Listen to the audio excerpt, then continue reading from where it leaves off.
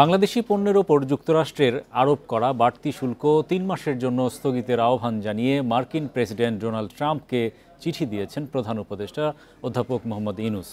সোমবার চিঠি পাঠানোর কথা নিশ্চিত করেছেন প্রধান উপদেষ্টার প্রেস সচিব শফিকুল আলম। বান্ডেল থাকলে প্রতি সেনমানিতে টাকা বাঁচবে। বিকাশ সেনমানি বান্ডেল কিনে জিতুন প্রতি লেনদেনে।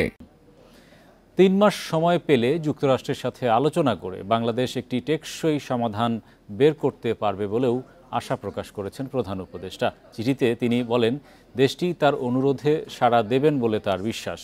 চিঠিতে ওয়াশিংটনের সাথে ঢাকার প্রযুক্তিভিত্তিক ব্যবসার অগ্রগতির প্রসঙ্গ টেনে বলা হয়, স্টারলিংক বাংলাদেশে শিগগিরই কার্যক্রম শুরু করবে।